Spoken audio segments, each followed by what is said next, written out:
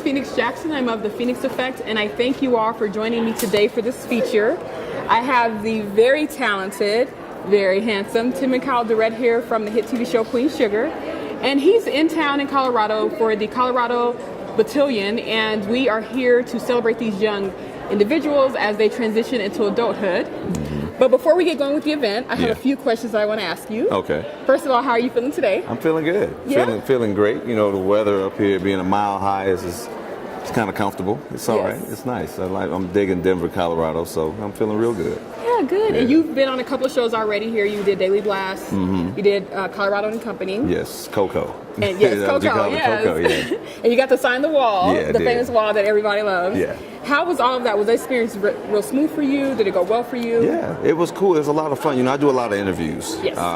Do a lot of interviews, a lot of panels, and this one was just fun. You know, I've never been in an office space where you have all the desks and things and all the different. I very rarely get to see all of the stuff that the millions of Americans get to see, like in the studio, like scenes, all of the everything. stuff. Yeah. So that was real cool, and you know, Ebony Steele was great.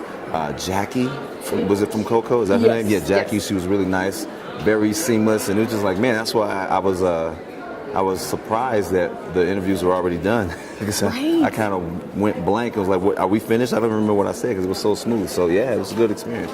And I know one thing they talked about was, of course, Queen Sugar, because you guys are stepping into season 3. Yeah, we already started. I know you can't share a lot. No. But can you talk a little bit about what has been different with this season? What are some of the growing pains? What have you guys learned as a team for season 3? As a team off camera, you know, it's like a family environment. You know, we all we expect and we allow, you know, greatness, you know, for what we do. You know, a lot of very talented and inspiring people that I work with. You know, they make me step my game up. As far as on camera, you know, my character, Davis West, the very contentious man that he is, the guy that many people love to hate, he's he's still going through his maturation period. But I would say all of the characters have, I'm trying to say this without giving anything away, they all have nuances to the lives within the stories that affect the lives of everybody else, in a sense. You know, it's like everyone is kind of touching someone else, and that person is their response to what that other person did to them. It carries on to someone else, so it's kind of spreading like a virus, like this emotional virus that's spreading throughout the season. I can't give away too much, but you know, I know people who've seen episodes 1 and 2 kind of see the pacing of where it's going, especially with some of their favorite characters. With a little bit of heartbreak early, but it's you know, I tell people it's some more stuff coming. We only got two episodes down, and we got some more coming. So this is not a fair question. Okay. But I have to ask this. All right. Who is your favorite character on Queen Sugar? I would say Darla. Okay. Darla she personifies strength and love. You know, when you come from the bottom, the very bottom of your life, and you have the wherewithal and the gumption and the nerve, you know, and the determination to rise up out of that, and to, even though you have to be humble, even though she has to be humble, she's never stopped loving Blue and trying to be right for everybody, including herself. And she lives in her own truth, and living in that and being browbeaten and undermined and demeaned and disregarded. I've been through that kind of thing where people say you did this, and the forgiveness never comes, you know, and if it does come, it comes with a price or a sneer. And I just think, and Bianca Lawson also, she's an incredible actress. So she brings that character to life. So I think that Darla is a character that I like the most, just because she's got so much. That character has so much on her, and as an actress, to be able to convey such a artistically, powerful. I mean, even in that shallow, weak person that she's portraying, there's a level of strength that is exuding from her that it's just, I think it's awesome. You know, whenever I watch her, I'm like, oh, there she is. So yeah, that is awesome. That's so good to know.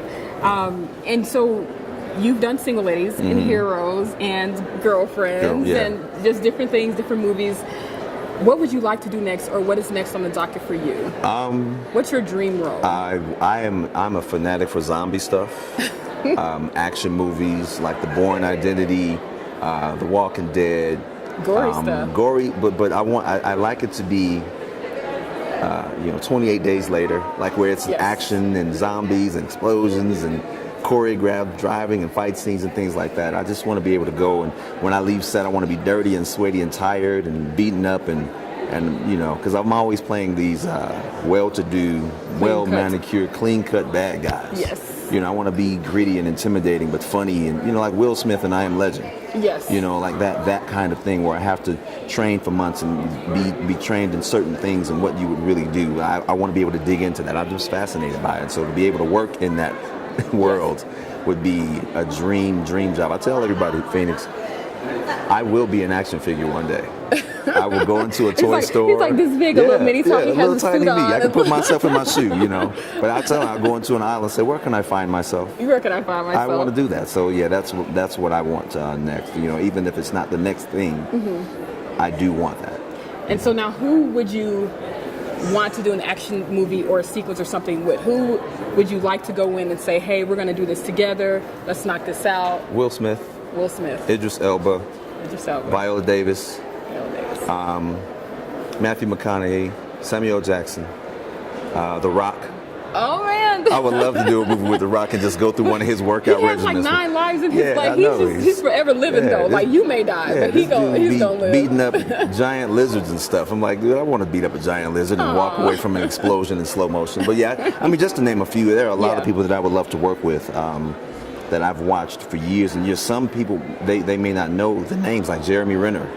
A lot of people may not know who that is. If you don't know, Jeremy Renner, Renner, he's a very, very, very, very good actress. I would even love to do some sort of action film with Ava DuVernay, who directs us, and Queen Sugar, co-producer, creator and executive producer, and all that stuff. She's got wears a lot of hats. But there are a lot of people that I would love to watch. That I would love to work with, that I've watched in the movies that I watched like 10 times, because I watch them. I'm like, I love this movie so much, and I would love to do it. But if I were in the movie, I would watch it one time.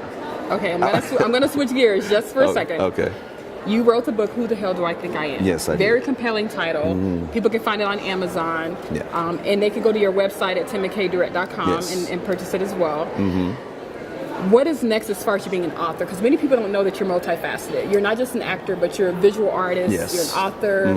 What is the next step for your authorship? Well, I want to blend my artistic talents and my author or writing talents, and I'm working on a science fiction novel. I will not say the title, and I can't say what it's about, but it's basically, I want to take that novel and then eventually create the characters and then get, I guess what you call a replicating artist or storyboard artists and things to move it toward being a graphic novel or a graphic anthology, because I want to break the stories up and without giving anything away. There's a lot of supernatural, natural, science fiction, way out stuff in the book. And I want people to not see just I can act, but my imagination runs wild, and I want my imagination to be shared with the world. And I speak it every day that I work on my computer, and whenever I think about it, I'm working on the novel that I'm writing, the #1 best-selling science fiction novel in history. I hear that. And so what I just also heard is that you're a nerd. I am a nerd. Because for you to formulate that, science fiction. Science faction is what I call it. Science faction, some things that are beyond what individuals can see or perceive. That takes a level of intellect to create all that. Yeah, and also a very active and wild imagination. Because I've always been this visionary since I was a child of all this fantastic stuff. What's on Mars and what's at the bottom of the ocean and what's over in Antarctica. My curiosity as a child never went away.